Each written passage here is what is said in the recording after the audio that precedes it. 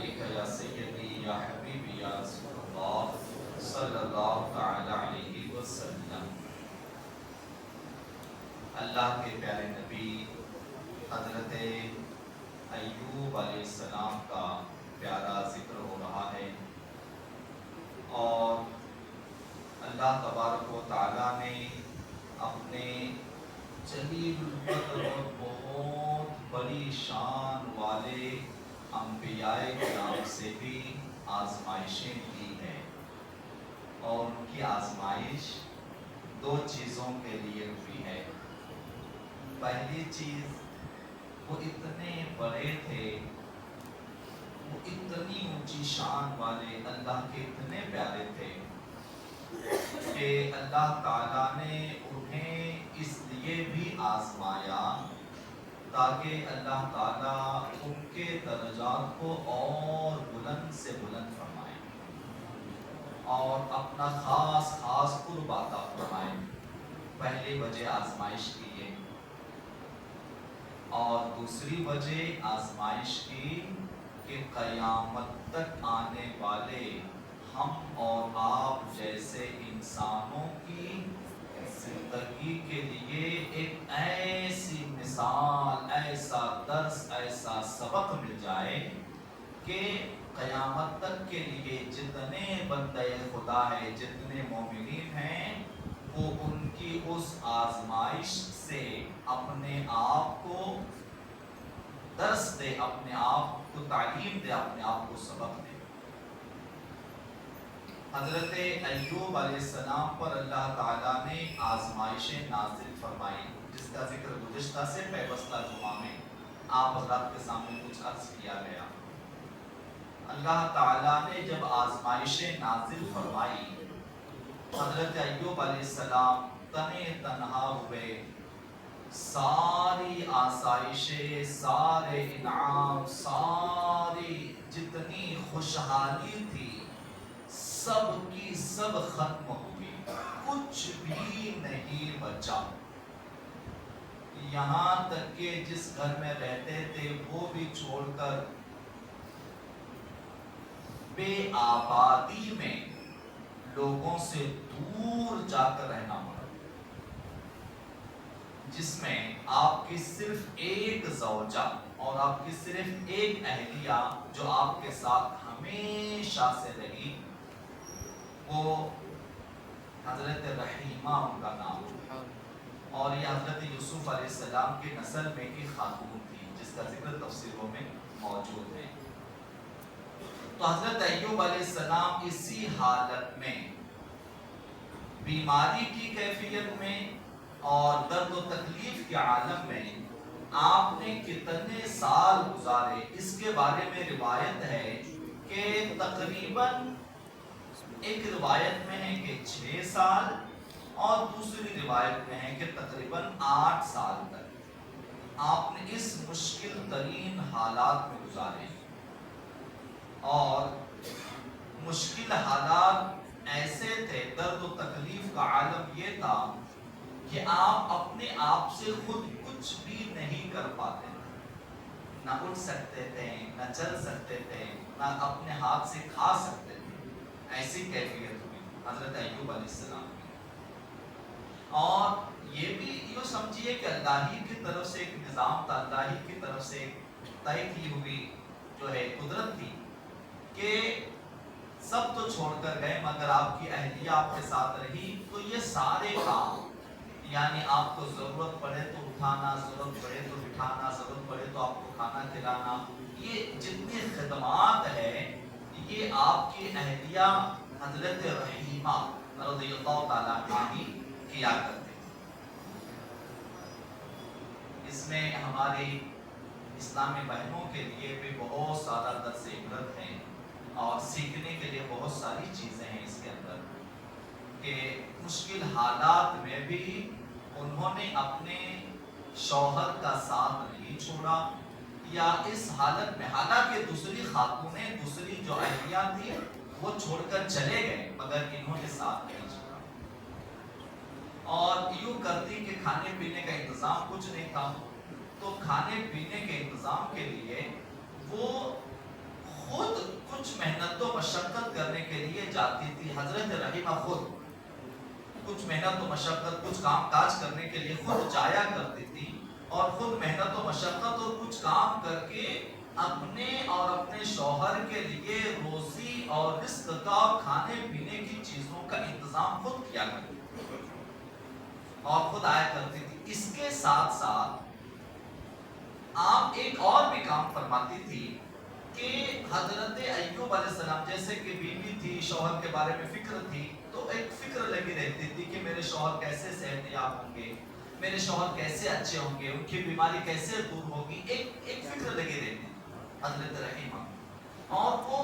اسی چیز میں کوشاں اور اسی چیز میں سرگرداں رہا کرتی تھی کہ کچھ ایسی دوائی مل جائے، کوئی ایسا حکیم مل جائے، کوئی ایسا طبیب مل جائے کہ وہ کوئی دوائی دے دے اور میرے شوہر اچھے ہو جائیں، ان کو صحت ملے، ان کی بیماری دور ہو جائے. تو اس طرح کے یہ دونوں کام، پہلے تو کھانے پینے کا انتظام خود محنت و مشقت کر کے حاصل کرتی اور لا کر اپنے شوہر کو جو ہے خود کھلایا کرتی تھی، اور دوسری چیز کہ میرے شوہر اچھے ہو جائے، ان کی بیماری دور ہو جائے، اس لیے دوا تلاش کرنے میں، طبیب تلاش کرنے میں اور نسخے تلاش کرنے میں بھی سرگردہ رہا. تقریباً 6 7 8 سال اسی عالم میں گزارے. آپ کو معلوم قرآن مجید میں ایک اور چیز کا ذکر ہے، وہ یہ جس میں ہم نے کہا نا کہ قرآن مجید میں حضرت ایوب علیہ السلام کا جو پورا قصہ بیان ہوا ہے، اس میں آپ کی اہلیہ کا بھی ایک آیت میں اشارہ ہے. وہ بھی کیا شان ہے، بلکہ یوں کہیے کہ انہیں اللہ کے نبی اور اپنے شوہر کی خدمت کا یہ صلہ ملا کہ اللہ تعالیٰ نے ان کا ذکر بھی قرآن مجید میں فرمایا. اللہ تعالیٰ نے ان کا ذکر بھی قرآن مجید میں فرمایا، اور ان کا ذکر بھی قرآن مجید میں کیسے فرمایا کہ ان کے مشکل کی آسانی کا حکم اللہ نے قرآن میں ایک آسمان سے نازل فرمایا. آپ جانتے ہو کیا قصہ ہوا؟ قصہ یہ ہوا، روایات اس میں کچھ مختلف ہیں، مگر جو عام طور پہ سمجھ میں آنے والی روایت ہے وہ سماعت فرمائیں. بات آگے بڑھنے سے پہلے اللہ کی رحمتوں کا نزول ہو جائے اور ہم گناہ گاروں کی بخشش کا کوئی سامان و ذریعہ بن جائے، اس لیے ذرا جھوم کر درود پاک کو پڑھیے نا. اللہم صلی علی سیدنا مولانا محمد وعلی آل سیدنا مولانا محمد وبارک وسلم. صلاۃ و سلام علیک یا سیدی یا حبیبی یا رسول اللہ صلی اللہ علیہ وسلم. تو قصہ یہ ہوا کہ حضرت رحیمہ اپنے شوہر کے لیے اسی طرح سرگرداں تھی، رزق و روزی کی تلاش میں بھی اور دوا و علاج کی تلاش میں بھی. لکھا ہوا ہے کہ شیطان انسانی شکل میں ملا، اور انسانی شکل میں شیطان نے آ کر کہا، اے بیوی، کیا تمہارے شوہر بہت زیادہ بیمار ہیں؟ ہاں، بہت زیادہ بیمار ہیں. کیا تم اسی کوشش میں اور اسی فکر میں ہو کہ کسی طرح سے تمہارے شوہر کو بیماری ختم ہو جائے اور صحت مل جائے، شفا یابی مل جائے اور ان کی بیماری دور ہو جائے؟ تو بڑے شاش و بشاش، یعنی وہی چیز سامنے والے نے کہی نا جو دل میں تھی، وہی چیز سامنے آئی جو اتنے دنوں سے آپ جس فکر میں تھے. کہا ہاں میں یہی چاہتی ہوں کہ میرے شوہر کو شفا مل جائے، صحت مل جائے اور وہ اچھے ہو جائے، صحت یاب ہو جائے، ان کی بیماری دور ہو جائے. تو شیطان نے کہا، ایک دوا میں بتاؤں. کیا کہا؟ ایک دوا، ایک اس کا علاج ایک میں بتاؤں گا، اگر وہ دوا لے لے یا وہ علاج کر لے، وہ غذا کھا لیں تو ان کو شفا مل جائے. تو حضرت رحیمہ کو بڑی خوشی ہوئی کہ کوئی دوا ایسی ہے جس سے میرے شوہر کو شفا ملے گی. کہا ہاں بے شک آپ بتائیے، اس کے لیے جو آپ کہیں گے میں میرے شوہر کے لیے اس کو کرنے کے لیے راضی ہوں، تیار ہوں. تو شیطان نے یہ بھی آزمائش کیا، مگر سنیں، اگر آزمائش کتنی ہی بڑی ہو، ہم آپ کی بات الگ ہیں، مگر جہاں اللہ کے نبی اور رسول ہوتے ہیں ان پر اللہ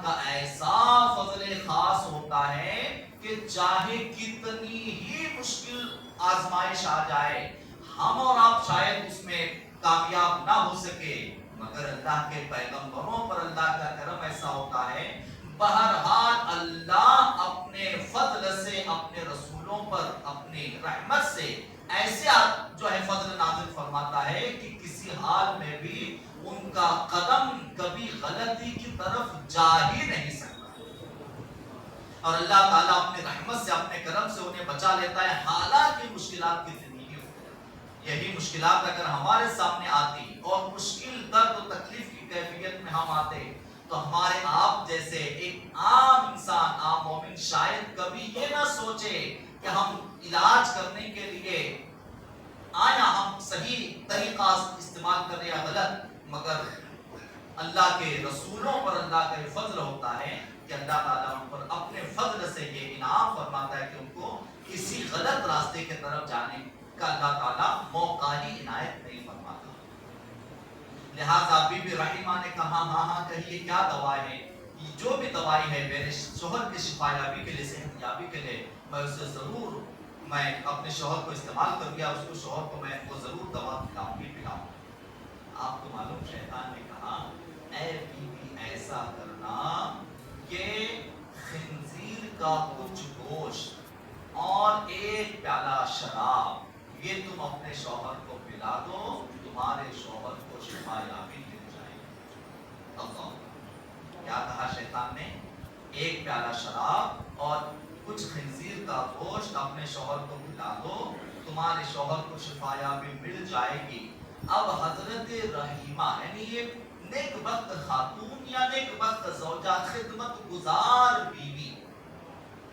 अपने शौहर की तकलीफ, परेशानी, बीमारी और दर्द की वजह से इतनी ज्यादा एक तरह से हैरान और परेशान थी, और एक तरह से उनको इतना ज्यादा इसकी फिक्र थी कि मेरे शौहर किसी तरह से सेहतयाब और शिफायाब हो जाए, उन्होंने उनका जहन इस तरफ न गया और उन्होंने हामी भर ली। हामी भरने ने कहा हाँ मैं, मगर मेरे शौहर को इसमें शिफा है, मेरे शौहर का इसमें इलाज है, बीमारी दूर होती है, तो मैं जरूर आजमाऊं, ये कहा। और आकर अभी देखिए अल्लाह के नबी की शान है, अभी आपने वो ना शराब ना गोश्त आपने लिया नहीं कि जाके खिला, बस कहा हाँ ठीक है मैं जरूर करूंगी, ये कह के घर तशरीफ। और घर आने के बाद पहले जो भी खिदमत थी, हजरत अय्यूब अलैहिस्सलाम की अपने शौहर की खिदमत मुकम्मल हुई, खिदमत पूरी हुई। खिदमत होने के बाद जब खाने का इंतजाम हुआ, खाना खिलाया, हजरत अय्यूब अलैहिस्सलाम उसी दर्द और तकलीफ में, उसी परेशानी में, उसी कैफियत में। अब बीमारी का आलम ये देखिए कि ना आप बात कर सकते हैं, बात करने के लिए भी मुश्किल है, क्योंकि अल्लाह अकबर, जिस बीमारी का जिक्र है वो घोड़े और फफोले सिर्फ आपके जाहिरी जिस्म में नहीं, बल्कि उस बीमारी का असर आपकी जबान पर भी हो चुका है, यानी जिस्म का कोई हिस्सा बाकी ना बचा था, मुश्किल से जबान से कुछ कह पाते थे। तो हजरत अय्यूब अलैहिस्सलाम की खिदमत से जब फारिग हुई, फारिग होने के बाद अपने शौहर से कहती है कि आज मुझे एक तबीब मिला था, आज रास्ते में मुझे एक तबीब मिला था, मुझे एक हकीम मिला था, और उसने आपकी इस बीमारी और दर्द और तकलीफ को दूर होने का एक नुस्खा और दवाई बताई है, लिहाजा मैं चाहती हूँ कि आपको उस दवा का इस्तेमाल करें ताकि बीमारी खत्म हो जाए। हजरत अय्यूब अलैहिस्सलाम ने कहा वो क्या? तो बीबी रहीमा ने जवाब दिया कि उस तबीब ने कहा है कि खिंजीर का कुछ गोश्त और शराब का एक प्याला पी लें तो तुम्हारी ये बीमारी और दर्द तकलीफ दूर हो जाएगी। अल्लाह के नबी का मकाम देखिए, अल्लाह के रसूल की शान देखिए, आलमों कैफियत ये है कि उठने की सकत नहीं है, दर्द और तकलीफ ये कि आप तड़पते हैं पर तकलीफ की दर्द की वजह से, ना उठने की सलाहियत, ना बैठने की कुव्वत, न चल गिर पाते हैं, यहाँ तक कि सारे जिस्म में बीमारी और दर्द और तकलीफ کوئی دنیا کا انسان کیا ایسا نہ ہوگا جو یہ تمنا، یہ آرزو، یہ خواہش کرے کہ کسی طرح سے میری تکلیف دور ہو جائے. اور یہ تکلیف پریشانی دور ہونے کے لیے ہم یا آپ جیسا دنیا کا کوئی بھی انسان ہوتا تو ایک لمحے میں یہ کہتا کہ لاؤ یہ تکلیف دور ہونے کے لیے مجھے جو چاہے کرنا پڑے میں تیار ہوں. مگر اس لیے ہم نے کہا نا ہم اور آپ الگ ہے، اللہ کے نبی کی شان الگ ہوتی ہے، اللہ کے پیغمبر اور اللہ کے نبیوں کی عظمت و شان الگ ہوتی ہے. لہذا جیسے ہی حضرت بی بی رحیمہ نے کہا کہ فلا فلا شراب کا نسخہ فلا حکیم نے مجھے بتایا ہے، اس عالم نکاحت و کمزوری اور بیماری میں بھی حضرت ایوب علیہ السلام کو جلال آئے. اس بیماری کی کیفیت میں بھی حضرت ایوب علیہ السلام کو جلال آیا. اور عالم جلال میں آپ جیسے مارنے کے لیے دوڑتے ہیں نا، مارنے کے لیے آپ نے کوشش کی اٹھ کر آپ دوڑے یا آپ کوشش کرنے لگے اٹھنے کی، مگر بیماری کی وجہ سے اٹھ نہ سکے، حضرت بی بی رحمہ کی طرف جا نہ سکے، تو آپ نے اسی حالت میں، اسی کیفیت میں کہ تو نے یہ چیز جو مجھے میرے رب کی رحمت سے دور کر دے، تو نے وہ چیز ابھی دیکھی کھلایا یا لایا نہیں ہے، بس ذکر کیا، نام زبان پر لیا. تو حضرت ایوب علیہ السلام کہتے تو نے اس چیز کا جو مجھے میرے کریم رب سے دور کر دے، تو نے اس چیز کا ذکر ہی کیسے کیا. اس عالم جلال میں آپ نے یہ قسم کھائی، میں قسم کھاتا ہوں کہ اگر میں اچھا ہو جاؤں، اگر میں صحت یاب ہو جاؤں تو تجھے 100 کوڑے ماروں. آپ نے قسم کھائی کہ اگر میں اچھا ہو جاؤں گا، صحت یاب ہو جاؤں گا تو میں تجھے 100 کوڑے ماروں گا. اور عالم جلال میں آپ عالم جلال میں اور آپ جلال کے عالم میں آپ انتہائی ناراض ہوئے. کیا شان ہے دیکھیں اللہ کے پیغمبر.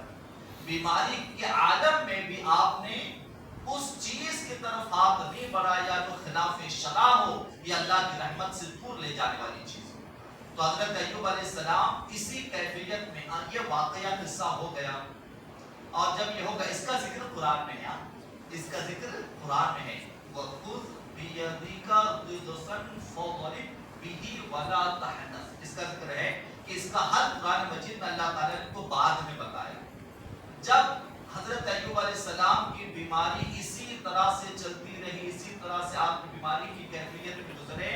اور جب آپ کا امتحان پورا ہوا،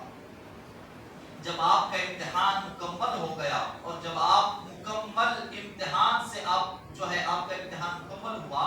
تو آپ نے ایک دن اللہ کی بارگاہ میں صدا لگائی. ایک دن اللہ کی بارگاہ میں آپ نے اس طرح سے دعا کی. دعا کا ذکر بھی قرآن میں ہے. وَاذْكُرْ عَبْدَنَا أَيُّوبَ إِذْ نَادَىٰ رَبَّهُ أَنِّي مَسَّنِيَ الضُّرُّ وَأَنْتَ أَرْحَمُ الرَّاحِمِينَ. قرآن مجید میں کہ حضرت ایوب علیہ السلام نے اللہ کی بارگاہ میں دعا مانگی، اے اللہ میں تکلیف میں ہوں. یعنی دعا بھی اسی سے مانگی جس سے مانگنا چاہیے. اپنے علاج کے لیے دنیا نے جو نسخے بتائیں یا دنیا نے جو غلط چیزوں کی طرف آپ کو لے جانا چاہا یا ابلیس و شیطان آپ کو غلط راہ کی طرف لے جانا چاہا، اتنی تکلیف، اتنی بیماری شدت ہونے کے باوجود بھی آپ اس طرف اس راہ پر نہیں گئے، بلکہ اسی کو پکارا. جب تکلیف بڑھی، جب درد بڑھا تو آپ نے اسی رب کو پکارا، اے اللہ میں تکلیف میں ہوں اور وَأَنْتَ أَرْحَمُ الرَّاحِمِينَ، اور تو بہت بڑا رحم کرنے والا، کرم فرمانے والا. اور جب اللہ کی بارگاہ میں دعا مانگی تو حضرت اللہ کی طرف سے جب آزمائش امتحان کا وقت پورا ہوا تب حضرت جبریل تشریف لائے. حضرت جبریل تشریف لائے اور حضرت جبریل تشریف لا کر اسی مقام پہ حضرت ایوب علیہ السلام پڑے ہوئے، اسی مقام پہ حضرت ایوب علیہ السلام ایک طرح سے بیماری کے عالم میں درد و تکلیف میں ہیں. حضرت جبریل علیہ السلام آئے اور حضرت جبریل علیہ السلام آئے اور آ کر کہا ارکض برجلک، یعنی اے ایوب علیہ السلام، اے اللہ کے پیغمبر، آپ کے امتحان کا وقت پورا ہو چکا ہے، رب کی طرف سے میں پیغام لایا ہوں کہ اپنا قدم اس زمین پر ماریے۔ اس سے پتا چلا کہ اللہ تبارک و تعالیٰ نے حضرت ایوب چاہتا تو حضرت جبریل کے ذریعے سے جنت سے آب کوثر بھیجتا، مگر اے ایوب تمہاری اس آزمائش سے ہم اتنا خوش ہوئے ہیں کہ تمہاری شفا یابی کے لیے آب کوثر جنت کے پانی کی ضرورت نہیں ہے۔ تمہاری اس آزمائش میں تم نے جو کامیابی حاصل کی ہے، تمہاری اس بیماری کا علاج بھی میں تمہارے ہی قدم کے پانی سے کروں، میں تمہارے ہی قدم کے نکلے ہوئے اس پانی سے میں تمہارا علاج کروں گا۔ آپ نے اللہ تبارک تعالیٰ کی طرف سے حکم آیا، جبریل کا حکم آیا کہ اے ایوب علیہ السلام آپ جہاں ہیں اسی جگہ پہ اپنا قدم زمین پر ماریے۔ لہذا قدم زمین پر مارا گیا، وہاں سے ایک چشمہ جاری ہوا، وہاں سے ایک پانی کا چشمہ جاری ہوا۔ پانی کا چشمہ جاری ہوا تو حضرت ایوب علیہ السلام کو حضرت جبریل کا حکم ہوا کہ اسی پانی کو پیجئے اور اسی سے غسل کیجئے۔ اور یہ کنواں آج بھی عراق میں موجود ہے جہاں سے ایوب علیہ السلام کا یہ ہوا۔ جن لوگوں نے بغداد شریف، غوث اعظم کی بارگاہ، کربلا شریف اور عراق کی زیارتیں کی ہیں، ان کو یہ چیز معلوم ہے حضرت ایوب علیہ السلام کا وہ شفا کا کنواں آج بھی وہاں موجود ہے۔ حضرت ایوب علیہ السلام نے وہ پانی پیا اور اس پانی کو اپنے جسم پر ڈالا، غسل کیا۔ جیسے ہی اس پانی کو پیا، غسل کیا، جسم کی ساری بیماری ختم ہو گئی، جسم کی ساری بیماری چلی گئی اور آپ صحت یاب ہوئے، ایسے صحت یاب ہوئے، ایسے صحت یاب ہوئے، اتنے تندرست ہوئے کہ اس سے پہلے بھی اتنے تندرست نہ تھے، اتنے تندرست، اتنے شفا یابی آپ کو اس پانی سے ملی۔ اور پھر حضرت ایوب علیہ السلام کے لیے اللہ تعالیٰ نے پھر جتنی آپ کی نعمتیں تھیں، جتنی بھی آپ کے جتنے باغات اجڑ گئے تھے، سب بیک وقت ہرے بھرے ہو کر لہلہانے، آپ کی کھیتیاں فصلیں ہری بھری ہوئی، اور جتنے آپ کے مویشی تھے اللہ تعالیٰ نے پھر آپ کو سارے عطا فرمائی، یہاں تک کہ آپ کی مری ہوئی اولادوں کو اللہ نے دوبارہ زندہ فرمایا۔ آپ کے جتنے بیٹے انتقال کر گئے تھے اللہ تعالیٰ نے ان کو دوبارہ زندہ فرمایا، اور دوبارہ زندہ فرما کر اللہ تعالیٰ نے آپ کو ساری نعمتیں واپس عطا فرمائی۔ خیر ابھی وقت اجازت نہیں دے رہا ہے، گھڑی انشاءاللہ کچھ باتیں اگر کچھ رہ گئی ہے تو انشاءاللہ ایک جمعہ کچھ آگے بڑھائی جائے گی۔ اللہ تعالیٰ ہمیں آپ کو آزمائشوں میں صبر کرنے کی توفیق عطا فرمائے۔ اللہ تعالیٰ